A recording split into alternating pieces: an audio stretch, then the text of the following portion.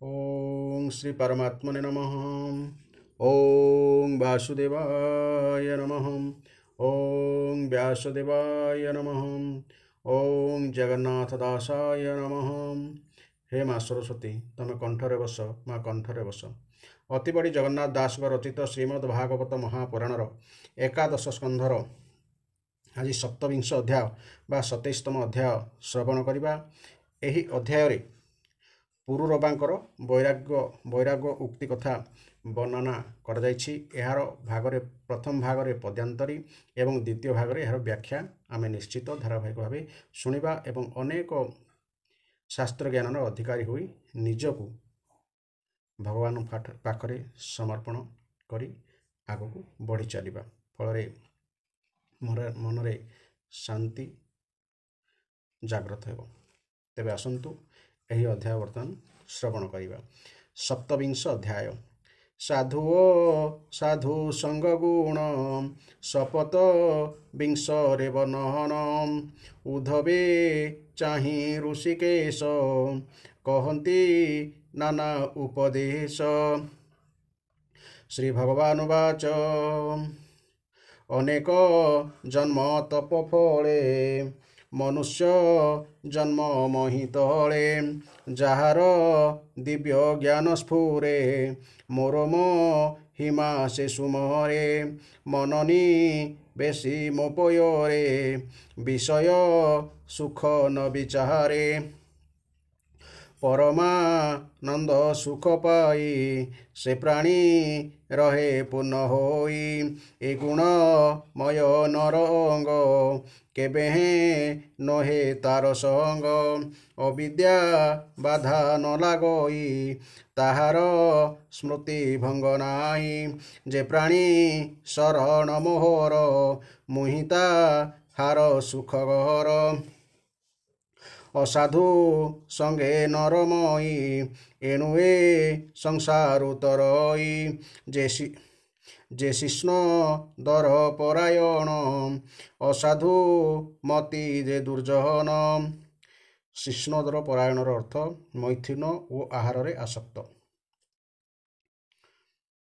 ता संगे जेहु संग होई से निश्चय नरके पड़ई अंधको होई अनुगत अंध जे सने पड़े खात एणु दुर्जन संग दोष करे कल ज्ञान ध्वंस थिला जे बुध ग्रह सूत से पुरु रबा नरनाथ उर्वशी वीर हेसे वीर सकामे तेजिला संसार उन्मत्त उलंग शरीरे विहोले भ्रमे बन घरे। उलंग अर्थात विवस्त्र बा उलग्न। कांदई उर्वशी न पाई क्षण क्षणके छन्न होई उर्वशी ठारे चित देई एमंते केते काल जाई पुणग गंधर्व सेवा फले रमिला उर्वशीर मेले कामस संपूर्णे भोग कला रात्रि दिवस न जानिला एमंते केते दिन गला हृदरे ज्ञान प्रसरिला एमंते रात्रे एक दिने राजा भी चारु अछि मने। पुरुरबा उवाच देख मो हर कर्म फल उर्वशी संगे एते काल मोहिते तार संगे खेला केतेर जनी दिन गला देखच अंचल मोर चित कामिनी कामे विमोहित युवती संगे करी खेला बियर्थे आयु समगहला वंचित होइली जगते धर्मार्थ काम अप्रापते न देखी आदित्यर गति अज्ञाने गला दिवाराती नारी संगमे गला काल ଧିକ ମୋ ଜୀବନ ନିଷ୍ଫଳ। ଦେଖ ମୁଁ ନୃପ ଶିଖାମଣି, ମୋ ପ୍ରାଣ ଜିଣିଲା ତରୁଣୀ। ଏ ନର କଳେ ବର ପାଇ, ମୁଁ କ୍ରୀଡ଼ା ମୃଗ ପ୍ରାୟ ହୋଇ। ଉର୍ବଶୀ ବିୟୋଗେ ବିକଳ, ଅଜ୍ଞାନେ ନାସିଲି ସକଳ। ଧନ ସମ୍ପଦ ମୋର କେଣେ, ଗଲାନ ଦେଖେ ମୂଢ଼ପଣେ। ଏକାନ୍ତେ ଭ୍ରମ ଇ ଜଗତେ, ଉଲଙ୍ଗ ବେଶେ ଉନ୍ମତେ। ଉର୍ବଶୀ ପଥେ ଯାଉଁ ଚଳି, ମୋ ମୁଣ୍ଡେ ତାର ପାଦ ଧୂଳି। ଲମ୍ପଟ ଉନ୍ମତ ମୋ ବେଶ, ମୋ ମୁଣ୍ଡେ ମୁକୁଳିତ କେଶ। ଦେଖନି ହୃଦୟା ତା ହୃଦୟେ, ଲେଉଟି କେବେ ହେନ ଚାହେଁ। ଯେ ଅବା ନାରୀ ବଶ ହୁଅନ୍ତି, କିବା ତା ହାଙ୍କ ତେଜମତି। ଯେ ଶନେ ଗଧ କାମ ଭୋଳେ, ଗଧୁଣୀ ପାଶେ ଯାଇ ମିଳେ। ସେ ତାକୁ ଚରଣେ ତାଡ଼ଇ, ନିର୍ଲଜ ତାକୁ ନ ଛାଡ଼ଇ। ଏଣୁ ଏ ଚିତ୍ତ ନିରୋଧନେ, ଉପାୟ ନ ଦିଶେ ମୋ ମନେ। ବିଦ୍ୟା ତପସ୍ୟା ଶାସ୍ତ୍ରଦାନ, ଏକାନ୍ତ ନିବାସ ମୋହନ।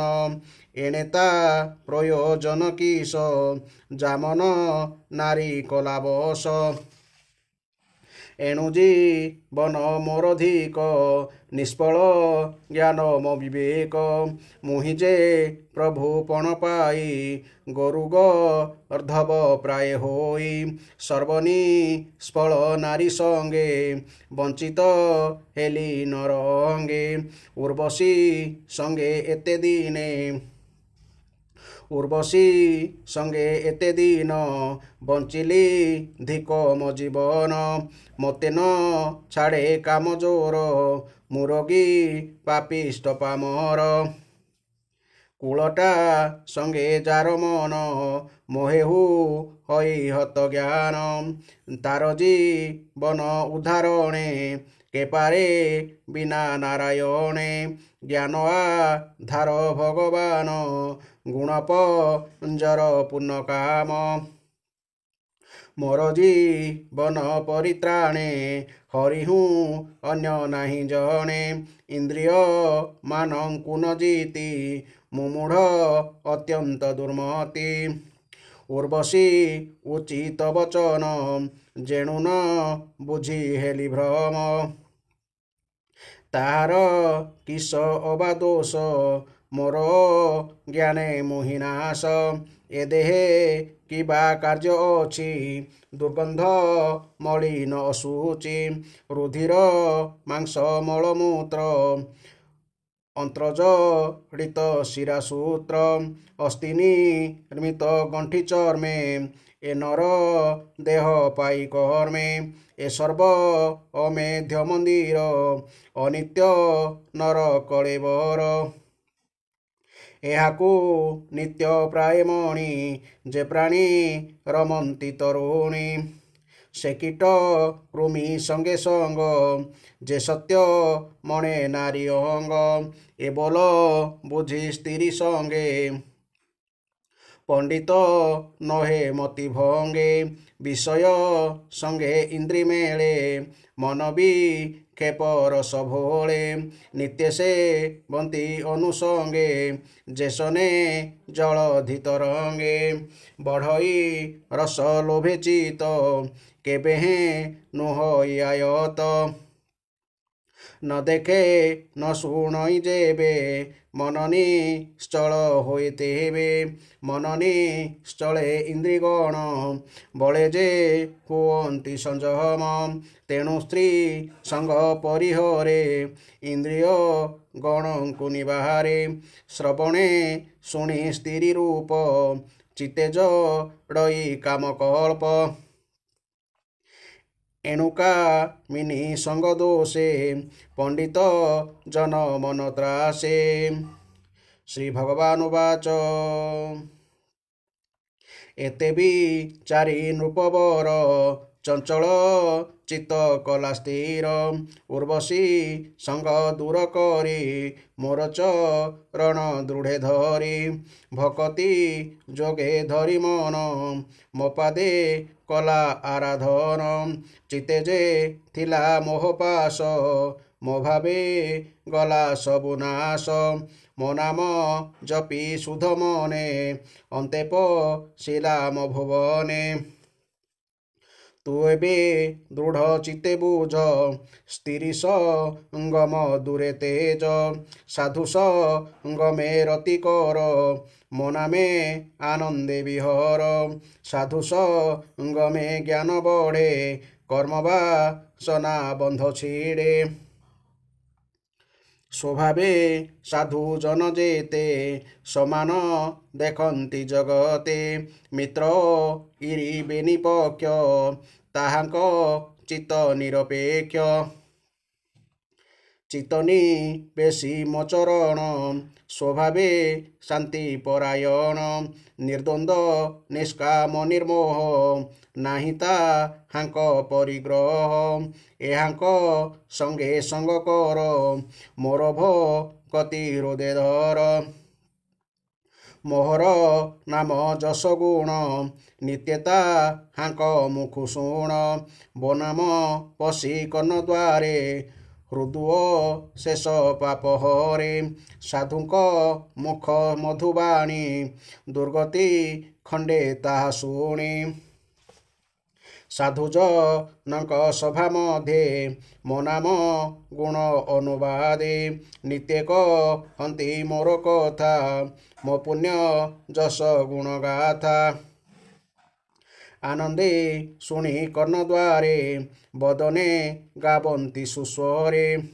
ନୟନୁ ଅଶ୍ରୁ ଜଳ ଝରେ ରୋମହ ରସ କଳେବରେ ଚିତ୍ତମୋହର ପାଦଗତେ ଅର୍ପିତ କରେ ସୁଧ ଚିତେ ନାମ କରନ୍ତେ ନିର୍ବିବାଦେ ଭକତି ଲଭେ ଅପ୍ରମାଦେ ଲଭଇ ବ୍ରହ୍ମ ଅନୁଭବ ଆନନ୍ଦ ସ୍ୱରୂପ ସ୍ୱଭାବ ନିର୍ଗୁଣ ଆତ୍ମା ଯେ ସ୍ୱରୂପ ନିର୍ମଳ ଅନନ୍ତ ଅରୂପ ମୋର ଭକତି ଦୃଢ଼ ମନେ ଯାର ପୂଜେ ଅକିଞ୍ଚନେ ତିନି ଭୁବନେ କରିବାର କିଏ ବା ଅବଶେଷ ତାର ସଂସାର ବନ୍ଧ ତାର ନାହିଁ ଜନ୍ମ ମରଣୁ ନିସ୍ତରଇ ଅଗ୍ନି ସେ ବନେ ଯେହ୍ନେ ଶୀତ ତେମନ୍ତ ସାଧୁକ ସଙ୍ଗତ କର୍ମ ବାସନା ନାଶ କରେ ନ ପୁଣି ପଡ଼ଇ ସଂସାରେ ଦେଖ ଏ ସଂସାର ସାଗର ଅତି ଉତ୍କଟ ଭୟଙ୍କର କର୍ମ ବାସନାର ଯୁବନ୍ଦୀ ଜୀବ ସଞ୍ଚରେ ନିରବଧି ପୁଣି ଉଠଇ ପୁଣି ବୁଡ଼େ ନିୟତ ପଥ ନିତ୍ୟ ହୁଡ଼େ ଏ ଘୋର ସଂସାର ତରଙ୍ଗ ନିସ୍ତାର ହେତୁ ସାଧୁ ସଙ୍ଗମ ନାବେ ବସି ନିସ୍ତରେ ଘୋର ଜଳରାଶି ସକଳ ଜନ୍ତୁଙ୍କ ଜୀବନ ଯେହ୍ନେ ସଂସାରେ ଲେଖିଅନ ଆରତ ଜନ ପ୍ରାଣୀଙ୍କର ମୁଁ ଯେହ୍ନେ ଶରଣ ପଞ୍ଜର ପରଲୋକର ପାଇଁ ଜନ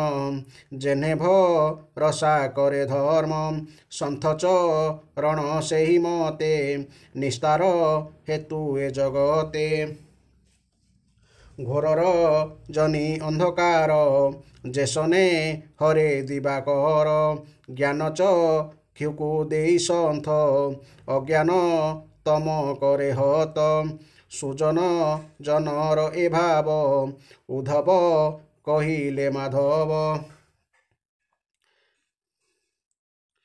ସେ ପୁରୁରବା ଦଣ୍ଡଧାରୀ ଉର୍ବଶୀ ସଙ୍ଗ ପରିହରି ସାଧୁ ସଙ୍ଗମ ହେତୁ କରି ଘୋର ସଂସାରୁ ଗଲା ତରି ଏଣୁ ଯେ ସୁଜନ ସଙ୍ଗତେ କ୍ଷଣ ନିମିଷେ ଏ ଜଗତେ ବଶେଷ କଳ ପରିହରି ସେ ପ୍ରାଣୀ ଭବୁ ଯାଏ ତରି ବୋଲୋଇ ଦାସ ଜଗନ୍ନାଥ ଶ୍ରୀକୃଷ୍ଣ ଉଦ୍ଧବ ଚରିତ ହରିଭ କତଙ୍କ ମହିମା କେ ଜାଣି ପାରେ ଗୁଣ ସୀମା ଭକତି ଯୋଗ ଅବଧାନେ ସଂସାରୋ ତର ସାଧୁଜନେ ହରିଙ୍କ ଗୁଣ କର୍ମମାନ ହରଇ ପାପ କୋଟି ଜନ୍ମ ଇତି ଶ୍ରୀମଦ୍ଭାଗବତେ ମହାପୁରାଣେ ପରମହଂସ ସହିତାୟାଂ ଏକାଦଶ ସ୍କନ୍ଧେ ଶ୍ରୀକୃଷ୍ଣ ଉଦ୍ଧବ ସମ୍ବାଦେ ऐलङ्गितं नाम सप्तविंशोऽध्यायः। ବର୍ତ୍ତମାନ ଆସନ୍ତୁ ଏହି ଅଧ୍ୟାୟରେ ଆମେ ବ୍ୟାଖ୍ୟା ଶୁଣିବା। ପୁରୁରବାଙ୍କର ବୈରାଗ୍ୟ ଉକ୍ତି ବିଷୟରେ ଏଠି ବର୍ଣ୍ଣନା କରାଯାଇଛି। ଭଗବାନ ଶ୍ରୀକୃଷ୍ଣ କହିଲେ, ହେ ଉଦ୍ଧବ, ଏହି ମନୁଷ୍ୟ ଶରୀର ହେଉଛି ମୋର ସ୍ୱରୂପ ଜ୍ଞାନ ଲାଭ କରିବାର ବା ମୋତେ ପାଇବାର ମୁଖ୍ୟ ମାଧ୍ୟମ। ଏହି ଶରୀର ପାଇଁ ଯେଉଁ ମନୁଷ୍ୟ ପ୍ରକୃତ ପ୍ରେମରେ ମୋତେ ଭକ୍ତି କରନ୍ତି ସେ ଅନ୍ତଃକରଣରେ ସ୍ଥିତ ମୋତେ ଅର୍ଥାତ୍ ଆନନ୍ଦ ସ୍ୱରୂପ ପରମାତ୍ମାକୁ ଲାଭ କରିପାରିବେ। ଜୀବକୁ ମିଳୁଥିବା ସକଳ ଯୋନି ଓ ସବୁ ଗତି ହେଉଛି ତ୍ରିଗୁଣମୟୀ। ଜୀବ ଜ୍ଞାନ ନିଷ୍ଠା ଦ୍ୱାରା ତ୍ରିଗୁଣରୁ ଚିରକାଳ ପାଇଁ ମୁକ୍ତ ହୋଇଯାଏ। ସତ୍ତ୍ୱ ରଜ ଆଜି ଯେଉଁ ଗୁଣଗୁଡ଼ିକ ଦେଖାଯାଉଛି ସେଗୁଡ଼ିକର ବାସ୍ତବରେ କୌଣସି ଅସ୍ତିତ୍ୱ ନାହିଁ, ସେଗୁଡ଼ିକ ମାୟା ମାତ୍ର। ଜ୍ଞାନ ହୋଇଯିବା ପରେ ମନୁଷ୍ୟ ସେହି ଗୁଣଗୁଡ଼ିକ ମଧ୍ୟରେ ରହି ମଧ୍ୟ ସେଗୁଡ଼ିକର ବନ୍ଧନରେ ପଡ଼େ ନାହିଁ। ସାଧାରଣ ଲୋକେ ମନେ ରଖିବା ଉଚିତ ଯେ ଯେଉଁମାନେ ବିଶ୍ୱ ଭୋଗରେ ଓ ଉଦର ପୋଷଣରେ ହିଁ ବ୍ୟସ୍ତ ରହନ୍ତି ସେଭଳି ଅସତ୍ ଲୋକଙ୍କର ସଙ୍ଗ କେବେ ବି କରିବା ଉଚିତ ନୁହେଁ। କାରଣ ଅନ୍ଧର ସାହାଯ୍ୟ ନେଇ ଚାଲୁଥିବା ଅନ୍ଧର ଯେଉଁ ଦୁର୍ଦ୍ଦଶା ହୁଏ ସେମାନଙ୍କୁ ଅନୁଗମନ କରୁଥିବା ମନୁଷ୍ୟର ମଧ୍ୟ ସେହିପରି ଦୁର୍ଦ୍ଦଶା ହୁଏ। ତେଣୁ ଘୋର ଅନ୍ଧକାର ଭିତରେ ହିଁ ବାଟ ଦରାଣ୍ଡି ହେବାକୁ ପଡ଼ିବ। ହେ ଉଦ୍ଧବ, ଯଶସ୍ୱୀ ସମ୍ରାଟ ଇଳାନନ୍ଦନ ପୁରୁରବା ପ୍ରଥମେ ଉର୍ବଶୀଙ୍କ ବିରହରେ ଅତ୍ୟନ୍ତ ମୋହ୍ୟମାନ ହୋଇଯାଇଥିଲେ। ପରେ ଶୋକ ଦୂର ହେବାରୁ ତାଙ୍କ ମନରେ ପ୍ରବଳ ବୈରାଗ୍ୟ ଜାତ ହେଲା। ସେତେବେଳେ ସେ ଗୋଟିଏ ଗାଥା ଗାଇଥିଲେ। ଉର୍ବଶୀ ପୁରୁରବାଙ୍କୁ ଛାଡ଼ି ପଳାଉଥିବା ବେଳେ ତାଙ୍କ ପଛରେ ରାଜା ପୁରୁରବା ଉଲଗ୍ନ ହୋଇ ପାଗଳଙ୍କ ପରି ଅତ୍ୟନ୍ତ ବିହ୍ୱଳ ହୋଇ ହେ ନିଷ୍ଠୁର ହୃଦୟା, ଟିକେ ରହିଯାଅ ଏପରି କହି ଧାଇଁଥିଲେ। ଉର୍ବଶୀ ତାଙ୍କର ଚିତ୍ତ ହରଣ କରି ନେଇଥିଲେ। ତାଙ୍କୁ ବିଷ ଭୋଗରୁ ତୃପ୍ତି ମିଳିନଥିଲା। ସେ ତୁଚ୍ଛ ବିଷ ଭିତରେ ଏତେ ବୁଡ଼ି ଯାଇଥିଲେ ଯେ ବର୍ଷ ବର୍ଷ ପର୍ଯ୍ୟନ୍ତ କେତେବେଳେ ରାତି ସରୁଥିଲା ଓ କେତେବେଳେ ରାତି ହେଉଥିଲା ତାହା ଜାଣିପାରିନଥିଲେ।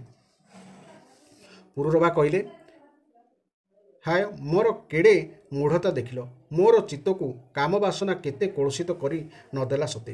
ଉର୍ବଶୀ ତା ବାହୁରେ ମୋ ଗଳାକୁ ଏପରି ଭିଡ଼ି ଧରିଲା ଯେ ମୁଁ ମୋ ପରମାୟୁର କେତେ ବର୍ଷ ଯେ ହରାଇଦେଲି ତାହା ଜାଣିପାରିଲି ନାହିଁ। ଓହୋ, ବିସ୍ମୃତିର ବି ତ ଗୋଟାଏ ସୀମା ଅଛି। ହାୟ, ସେ ମୋର ସର୍ବସ୍ୱ ଲୁଟି ନେଇଗଲା। କେତେବେଳେ ସୂର୍ଯ୍ୟ ଅସ୍ତ ହେଉଥିଲେ, କେତେବେଳେ ଉଦୟ ହେଉଥିଲେ ମୁଁ ତାହା ବି ଜାଣିପାରୁନଥିଲି। ବଡ଼ ଦୁଃଖର ବିଷୟ ଯେ ଦିନ ପରେ ଦିନ ହୋଇ ଅନେକ ବର୍ଷ ବିତିଗଲା, ଅଥଚ ମୁଁ ତାହା ଆଦୌ ଜାଣିପାରିଲି ନାହିଁ। ଆହା, କେଡ଼େ ଆଶ୍ଚର୍ଯ୍ୟର କଥା! ମୋ ମନରେ ଏତେ ମୋହ ବଢ଼ିଗଲା ଯେ ତାହା ମୋ ପରି ନରଦେବ ଶିରୋମଣି ଚକ୍ରବର୍ତ୍ତୀ ସମ୍ରାଟ ପୁରୁରବାକୁ ବି ସ୍ତ୍ରୀ ହାତର କ୍ରୀଡ଼ାମୋଗ ବା ଖେଳନା କରିଦେଲା। ଦେଖିଲ, ମୁଁ ହେଉଛି ପ୍ରଜାମାନଙ୍କୁ ଶାସନ କରୁଥିବା ସମ୍ରାଟ, ଅଥଚ ସେ ମୋର ରାଜପାଟକୁ କୁଟା ଖଣ୍ଡିକ ପରି ଅନାଦର କରି ମୋତେ ଛାଡ଼ିଦେଇ ପଳାଇଗଲା ଏବଂ ମୁଁ ପାଗଳ ପରି ଲଙ୍ଗଳା ମୁକୁଳା ହୋଇ କାନ୍ଦି ବୋବେଇ ତା ପଛରେ ଧାଇଁଲି। ମୁଁ ଗଧ ପରି ଲାତ ଗୋଇଠା ଖାଇ ମଧ୍ୟ ସ୍ତ୍ରୀ ପଛରେ ଧାଇଁଲି। ତାହେଲେ ମୋ ପାଖରେ ଆଉ ପ୍ରଭାବ, ତେଜ ଓ ରାଜପଣ କ'ଣ ରହିଲା? ସତରେ ଯାହାର ମନକୁ ନାରୀ ବଶ କରିନେଲା ତାହାର ବିଦ୍ୟା, ତପସ୍ୟା, ତ୍ୟାଗ, ବେଦ ଅଧ୍ୟୟନ, ଏକାନ୍ତବାସ ଓ ମୌନ ସବୁକିଛି ବୃଥା।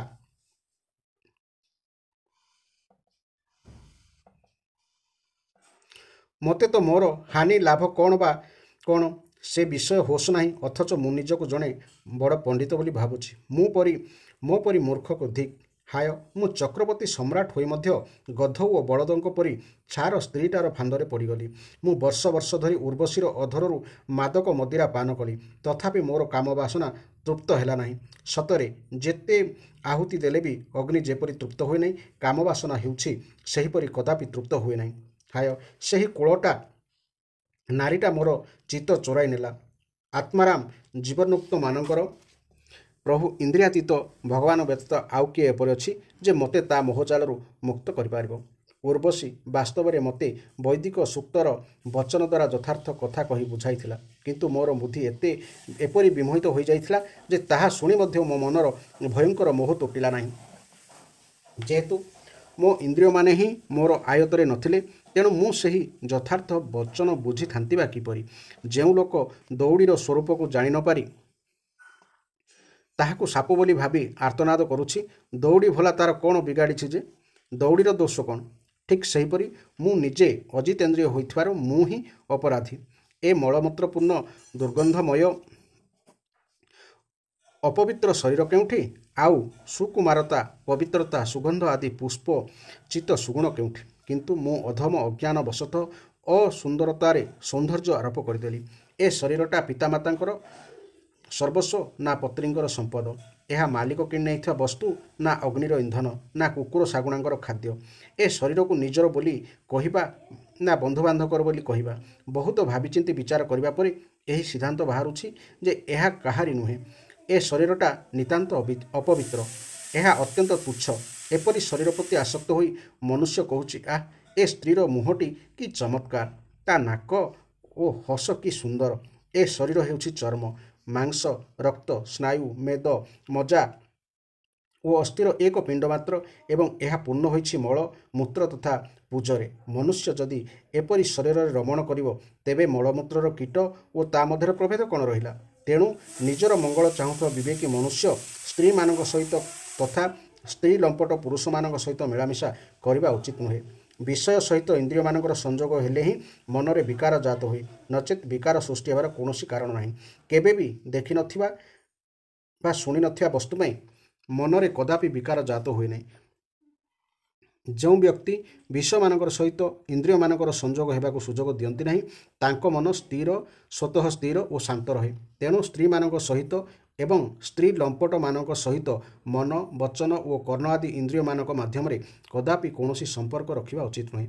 ମୋ ପରି ଲୋକଙ୍କ କଥା କ'ଣ କହିବି? ବଡ଼ ବଡ଼ ବିଦ୍ୱାନମାନଙ୍କ ପାଇଁ ମଧ୍ୟ ନିଜର ମନ ଓ ଇନ୍ଦ୍ରିୟମାନେ ବିଶ୍ୱସନୀୟ ନୁହନ୍ତି। ଭଗବାନ ଶ୍ରୀକୃଷ୍ଣ କହିଲେ, ହେ ଉଦ୍ଧବ, ରାଜରାଜେଶ୍ୱର ପୁରୁରବାଙ୍କ ମନରେ ଏପରି ଭାବୋଦ୍ଗାର ଉଠିବାରୁ ସେ ନିଜର ମନକୁ ଉର୍ବଶୀଙ୍କଠାରୁ ସମ୍ପୂର୍ଣ୍ଣ ହଟାଇ ଆଣିଲେ। ଏଥର ଜ୍ଞାନୋଦୟ ହୋଇଯିବା ଫଳରେ ତାଙ୍କର ମୋହ ତୁଟିଗଲା ଏବଂ ସେ ନିଜର ଆତ୍ମସ୍ୱରୂପରେ ମୋର ସାକ୍ଷାତ କରି ଶାନ୍ତି ଅନୁଭବ କଲେ। ତେଣୁ ଯେ ବୁଦ୍ଧିମାନ, ସେ ପୁରୁରବାଙ୍କ ପରି ନିର୍ଣ୍ଣୟ କରି କୁସଙ୍ଗ ତ୍ୟାଗପୂର୍ବକ ସତ୍ପୁରୁଷମାନଙ୍କର ସଙ୍ଗ ହେବା ଆବଶ୍ୟକ। ସତ୍ପୁରୁଷମାନେ ସଦୁପଦେଶ ଦେଇ ଅନ୍ୟମାନଙ୍କ ମନର ଆସକ୍ତିକୁ ନଷ୍ଟ କରିଦିଅନ୍ତି। ସେମାନେ କେବେ ବି କୌଣସି ବସ୍ତୁ ପାଇଁ ଲାଳାୟିତ ହୁଅନ୍ତି ନାହିଁ। ସେମାନଙ୍କର ଚିତ୍ତ ସର୍ବଦା ମୋଠାରେ ଲାଗି ରହିଥାଏ। ସେମାନଙ୍କର ହୃଦୟରେ ଶାନ୍ତିର ଅଗାଧ ସାଗର ବିରାଜମାନ ହୋଇଥାଏ। ସେମାନେ ସର୍ବଦା ସର୍ବତ୍ର ସମସ୍ତଙ୍କଠାରେ ସମାନ ରୂପରେ ସ୍ଥିତ ମୋତେ ହିଁ ଦର୍ଶନ କରନ୍ତି। ସେମାନଙ୍କଠାରେ ଲେଶମାତ୍ର ମମତ୍ୱ ଅହଙ୍କାର ନଥାଏ। ସେମାନେ ଶୀତ, ଉଷ୍ମ, ସୁଖ, ଦୁଃଖ ଆଦି ଦ୍ୱନ୍ଦ୍ୱରେ ବିଚଳିତ ନ ହୋଇ ସମ ରହନ୍ତି ତଥା କୌଣସି ପ୍ରକାର ଧନସମ୍ପଦ ସଂଗ୍ରହ କରି ରଖନ୍ତି ନାହିଁ। ହେ ପରମ ଭାଗ୍ୟବାନ ଉଦ୍ଧବ, ସାଧୁସନ୍ତମାନେ ହେଉଛନ୍ତି ଅତ୍ୟନ୍ତ ସୌଭାଗ୍ୟବାନ ପୁରୁଷ, କାରଣ ସେମାନଙ୍କ ଗହଣରେ ସର୍ବଦା ମୋରି ଲୀଳା ଚରିତର ଚର୍ଚ୍ଚା ଚାଲିଥାଏ। ମୋର ଲୀଳା ଚରିତ ମନୁଷ୍ୟମାନଙ୍କ ନିମନ୍ତେ ଅତ୍ୟନ୍ତ ହିତକର। ଯେଉଁମାନେ ତାହା କହିବା ଓ ଶୁଣିବାରେ ଶ୍ରଦ୍ଧା ରଖନ୍ତି, ସେମାନଙ୍କର ସକଳ ପାପ ଧୋଇ ହୋଇଯାଏ। ଯେଉଁମାନେ ଆଦର ଓ ଶ୍ରଦ୍ଧାର ସହିତ ମୋର ଲୀଳା କଥା ଶ୍ରବଣ, ଗାନ ଓ ଅନୁମୋଦନ କରନ୍ତି, ସେମାନେ ମୋର ପରାୟଣ ହୋଇଯାଆନ୍ତି ଓ ମୋର ପ୍ରେମୀ ଭକ୍ତ ହୋଇଯାଆନ୍ତି। ହେ ଉଦ୍ଧବ, ମୁଁ ହେଉଛି ଅନନ୍ତ ଅଚିନ୍ତ୍ୟ କଲ୍ୟାଣମୟ ଗୁଣମାନଙ୍କର ଆଶ୍ରୟ। ମୁଁ ହେଉଛି ସମସ୍ତଙ୍କର ଆନନ୍ଦାନୁଭବ ସ୍ୱରୂପ ଆତ୍ମା ଓ ସାକ୍ଷାତ ପରମବ୍ରହ୍ମ।